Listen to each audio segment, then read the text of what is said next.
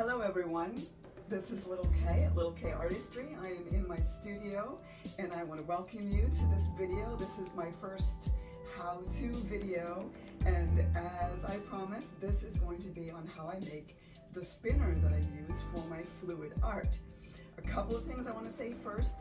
Thank you if you have subscribed. You are fantastic. I love that. Thank you so much for your support.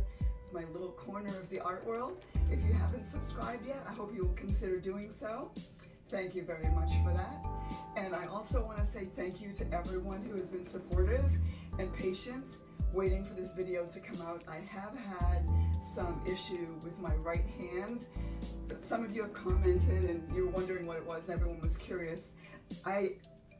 Apparently I had irritated my fingers by using Purell, and I did not know that was a thing that could get turned into blisters. And apparently I had irritated contact dermatitis. My doctor originally thought I had some form of eczema.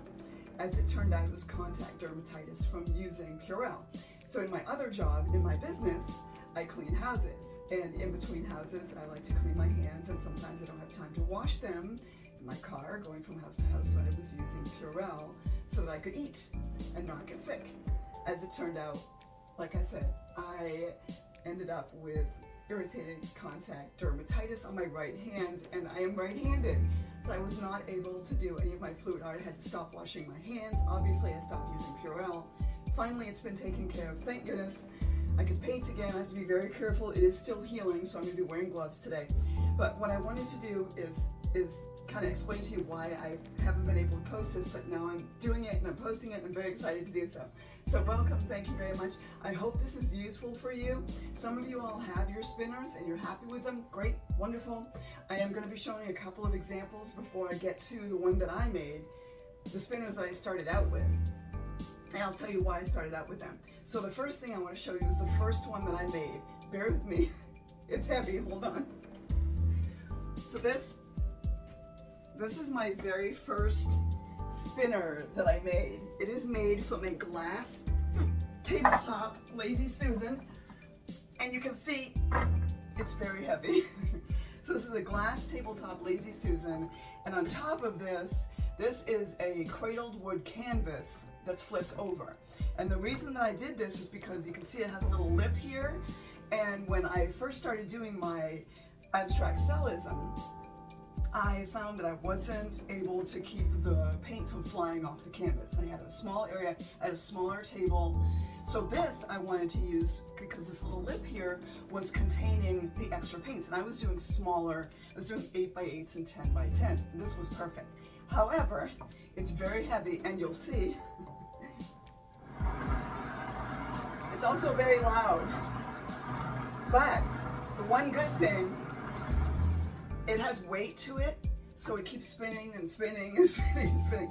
The problem was these cradled wood canvases are, I think it's $49. You get them on Amazon. They're $49 for two. So it's about $25 for one of these. But this is a 30-inch glass Lazy Susan, and this was $150. So altogether, this was about $175. And I used it and I loved it, and I still from time to time go back to it. I don't use it for my videos because it is very loud. And as you can see, it's well used and kind of ugly. So that's my first one. Then I created, hold on, that's pretty heavy. That's how I do my workouts every day. Then I created this one that I currently use now. This one is a lot lighter, as you can see, and it spins super quiet.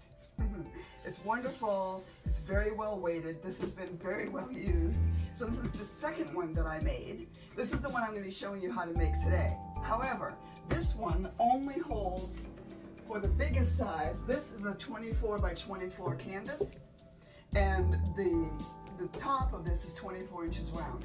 So this canvas goes right to the edges, all four edges. So the largest one that I could do on this is a minimum of at least two sides, 24 inches. So I can go 24, 36, I can go 12, 36, as long as two of the sides are no more than 24 inches, I can use this one. Some of you, and myself included, like to do larger pieces. That's where I'm going to recommend one that I purchased. This is also well used. This is from Erica Hughes. Some of you have this one. This one I like because I can put larger canvases on this one, and it does spin very smoothly.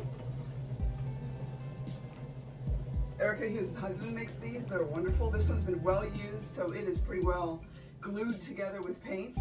I will say this works fantastic for the larger pieces. I don't use it for the smaller ones. I like to use the one that I make because it's much easier to keep clean. This one, I live in the US. This one does ship from out of the country, so it took a little while for me to get it.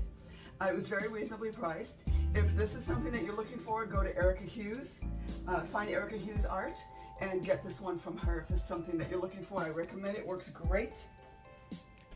But for the purposes of this video, I want to show you all how to use this spinner. This is the one that I use 95% of the time in my fluid art. I also use it in my texture art, not necessarily to spin, but just to kind of keep make sure that I can turn my piece as needed so I can see all the angles. So this is what I'm going to show you how to make today. So we're going to get into that right now. First of all, I'm going to show you what you need. I'm also going to put the links to some of the products that I have here that I'm using. I'm going to put the links down below in the information for this video because I know some of you are going to be looking for this and you're going to want to try it and do this yourself. I will say that it is much more cost effective than the first one that I did that was $175. I will tell you, first of all, you'll need to go on and get a 12-inch cake spinner. For those of you who like to do small pieces, this is probably enough.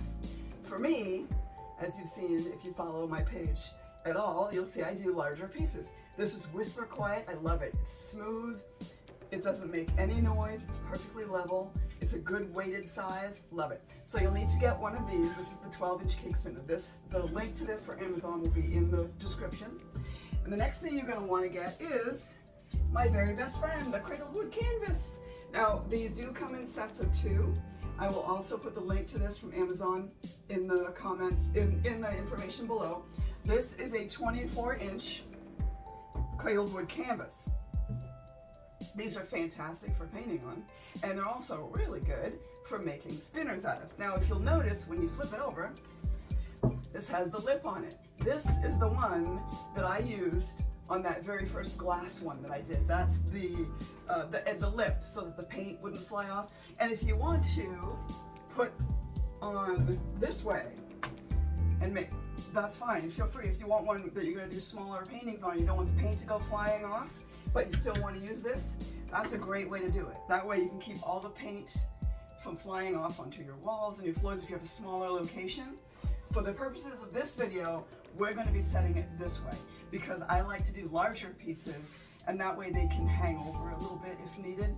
And for me, the smooth flat surface is really easy to keep clean. You'll see if you watch any of my videos, a lot of times as I'm spinning, I'm scraping the paint off because I do like to save the excess paint scrapings and I use them for other paintings because I don't like the waste. A lot of the waste in fluid art, I feel, you can mitigate a lot of that waste just by saving, collecting and saving. And a lot of people just let it go right onto their table and then they scrape it from there, and that's fine if you do that. Whatever you like to do is fine. So you're going to need this 12-inch cake spinner, and you're going to need a 24-inch Cradled Wood canvas. I'll put the links in the descriptions. You're also going to need, gloves, which I just dropped on the floor. Hold on. I'm not a professional video maker, can you tell? So gloves, these are rubber gloves. So this is another reason why I have had to wait to do this video. The rubber gloves that I've been using, nitrile gloves, were making my hands sweat. And because I had the irritated contact dermatitis, I can't get my hands wet. So in order to do any of this work, I had to wear gloves. I couldn't wear gloves, so I couldn't do this video. I'm still protecting my hand. So for the purposes of this video, I'm gonna wear a cotton glove under the nitrile glove. So you're gonna need some gloves, you're gonna need a pencil, and a square. For this one, I'm using a, hello, dinner bell. Sorry if that was loud. This is a 12-inch square. Easy to find at the hardware store. They're like $5 if you don't have one. If you have a tool shed or a spouse, you probably have one of these kicking around. 12-inch square, you might want to have some masking tape or painter's tape handy, just in case. And for this, we're going to use Gorilla Glue. This is the construction adhesive, heavy duty, and it is quick set. The one that I did my other one on was not quick set. I had to wait a long time for it to dry. So I think this one is going to be a little bit better for the purposes of this demonstration. Okay, first things first, I'm going to set cake stand over there. The very first thing that we need to do is to find the center of our circle. Again, I'm going to be placing this way. So I need to find the center of this so that I can make sure that my cake spinner is in the center, because what's going to happen is I'm going to glue this cradle wood canvas to the top of that cake spinner. Now, how do you find the center of a circle? Does anybody know? Honestly, I don't know how I reached the age of 54 without learning this. I had to go onto YouTube. I had to Google it. But I learn something new every day. So if you don't know how to find the center of a circle, learn with me. I'm very excited that I learned this. Can you tell? Okay, so using your square, you're going to make 3 equal lines somewhere on your circle. I forget what these are called. There's a name for this line that goes from one edge to the other in a circle. If you know what that is, post it in the comments. I don't know, I can't remember. That's one of those pieces of information that I don't need to keep in my brain, so it's like, that one goes out. So what you're gonna do is on your circle, you're gonna make 3 even lines, and I've already done this. So this is a 12-inch square. So this is a 12-inch line. I've already put it down right here. 12-inch line here. I did another one here, 12-inch line here, and then a third one here, 12-inch line. And then you're gonna go around all 3 of those lines and find the very center. And since it's a 12-inch line, the center is 6 inches. Mark the center, which I've done, of all 3 of those lines. Mark the center. Then, once you have the center line and all of those lines marked, you're going to take your square and you're going to set it at a 90-degree angle on that line, 90 degrees, and then you're going to take and draw another line right to the middle of the board. And then you're going to go to the center line of the other one, make sure that it's square, and draw a line all the way through to the center. And then you're going to go to the center of this one, that 6-inch mark, or however long your line is, half the line. Make sure that it's at a right angle, 90 degrees, draw it all the way through. Where those 3 lines connect, right there, guess what that is? That's the center of your circle. Isn't that cool? I love geometry. It's the only math in school that I aced. All the other ones, algebra, ugh. No, I didn't even attempt trigonometry. Those of you who can do that, you're superheroes in my book. I don't do math. It's not a language I speak fluently, but I can find the center of a circle, and now you can too. So there it is. Then what we do, we take our cake spinner. Now, like I said, this is a 12-inch cake spinner. So if you know anything about angles and circles, you'll know that the radius of a circle is half the way through. So the center of this circle is going to be half of 12 inches, which is 6 inches. So what I did was I took my center line and I measured 6 inches out in 6 different places. So now I have 6 spots on my circle where I want to then flip this over and I want to center that. And I just kind of eyeball it at first to make sure that my lines are showing equidistant all around. Hello. There we are. Okay. That looks pretty good. And now because I'm not really that good at eyeballing it, I'm going to go back and take my square again, and I'm just going to measure out. You'll see my cake spinner here has the 6 points on it. So I line those up with those 6 lines that I made, those 6 little lines. And I'm going to go and I'm going to measure.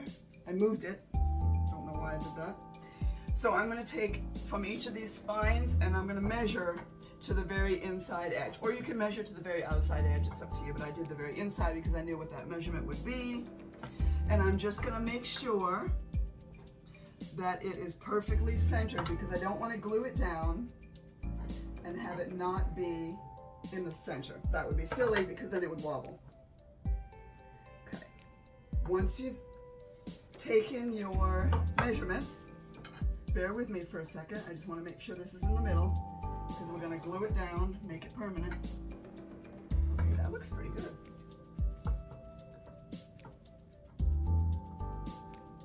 Yep. Okay. All right. I'm just going to spin it real quick one more time. I always believe in measure twice, cut once. In this case, measure 3 times, glue once. So I'm going to measure one more time, just to make absolutely certain this is exactly in the right place. And that is looking really perfect. I'm not really a tools person. Not sure if you could tell. I think that is perfect. Okay, once you have it in the center, don't move it. Because then you'll have to recenter it again.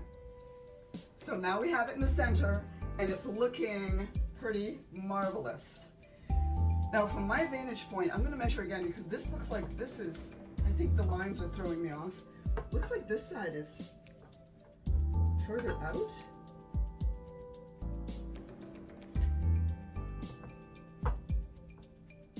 No, it's not. It's perfect. Okay, trust the process. Okay, now I'm gonna cut the tip off of my glue, hopefully. There we go. Again, this is my Gorilla Glue. So what I'm gonna do is I'm just gonna run a bead all around here so that it will kind of like seal it. But what I'm going to do is just do dots for now. This is the white glue. The other one that I used on my first spinner was clear. This is white. So I'm just putting a little bit where each of those spines is on my cake spinner. Then a little bit in the middle. Now this is the quick set. I do have gloves on, so I'm just going to kind of smooth that out.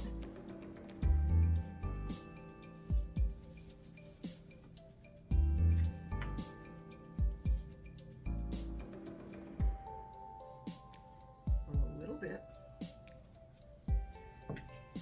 Make sure it's still in the right place because I felt like it moved a little bit. No, we're good.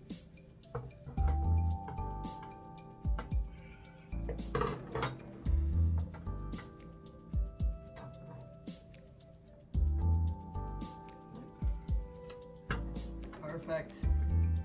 Okay, so this is the quick set stuff. So in a couple of seconds, this is going to be pretty close to set. I believe it said 30 seconds. So I'm just going to go around and squeeze out a bead all around it. You want to make sure that you don't push on it because you'll move it.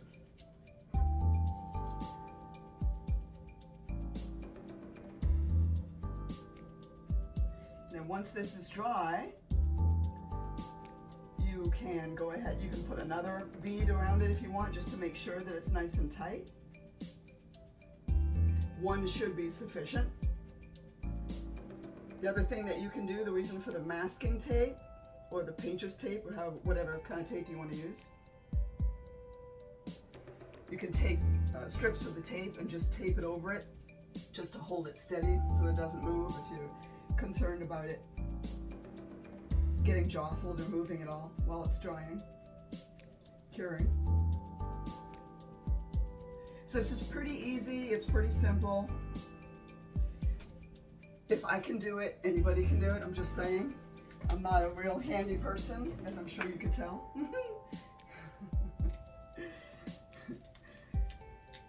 I'm an artist, I'm not a tool person. I can do what I need to do. Thank goodness for the internet. What would we do without YouTube, you guys? I don't know. I've learned so much on YouTube. It's not even funny. You know, I'd like to know if you guys want to share. I'm curious to know what's like the coolest thing that you learned on YouTube. If you go on YouTube and on the internet to learn stuff, post in a comment down below if it's something really cool that you learned how to do or just learned in general. I'm sure if you saw how giddy I was about finding the center of that circle, you'll know. Coolest thing I learned this week was finding the center of a circle. I'm sure I must have learned that in math in high school, but that was a minute ago. A couple minutes ago. So I don't think it's stuck in my brain. And you guys, I have to say kudos if you're still watching. I appreciate you still watching. This is not the cleanest job, but honestly, this is the underneath of the spinner, so it really doesn't have to be clean. Okay.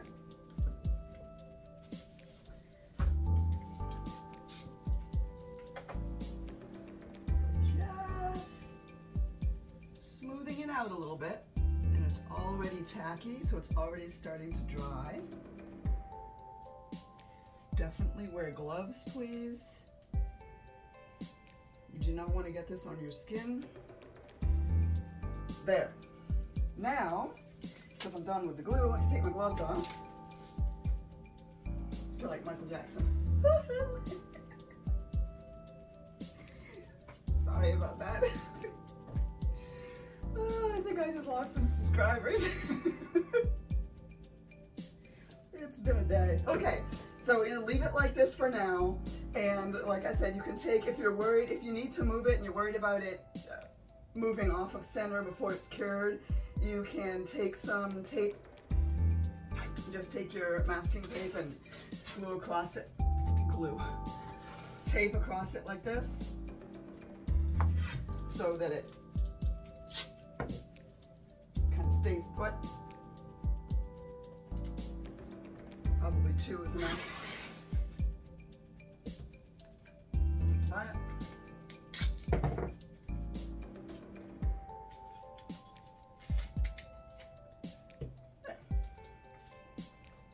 If you have to move it, set it aside, let it dry or whatever. There. Once it's dry and cured, you will have a spinner, which is like this. What I use on top of this, as you can see, this is all covered in paint. I didn't used to have one of these, but I have one now. This is from Fluid Art Co. I get a lot of my art tools from them. This is a silicone circle. This is really useful for a number of reasons. Number one, it's really easy to clean. This is wood, so unless you paint it and then seal it, which will make it very slippery, it's very hard to keep clean. This is silicone, and once the paint dries, you can literally peel it, unless of course you're trying to make a video and show people how it peels and then it won't peel. You can peel it, I swear it peels off.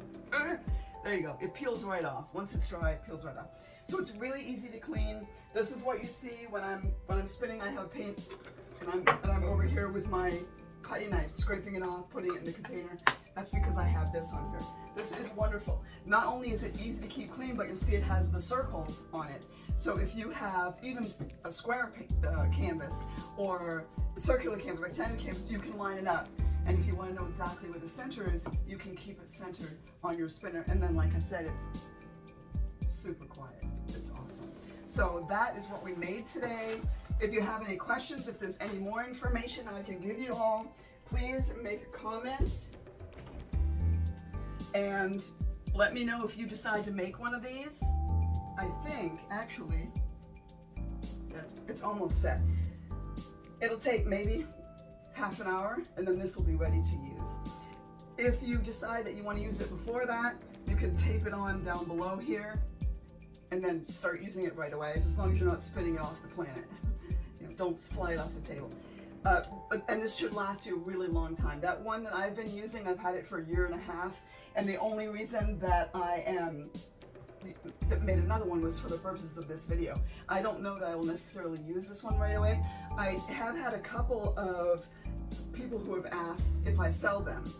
I don't know that there's really much point to sell them because you can make it yourself, but I mean, I can make these all day long if you guys want to buy them, but it'll just be the cost of my supplies plus shipping wherever you are. But really, they're easy enough to make so you can make it yourself. Thank you so much for watching. This is Little Kay at Little Kay Artistry. I hope this was helpful for you. Now you know how to find the center of a circle if you didn't before. I know I'm pretty proud of myself that I figured it out with the help of YouTube. So comments, questions, please subscribe, please follow along. I'm also on Facebook, Little Kay Artistry. I'm also on Instagram, Little Kay Artistry, and I'm also on TikTok, Little Kay Artistry. So thank you so much. Mwah. Have a beautiful day. I appreciate you so much. Thanks for watching. Take care, everybody.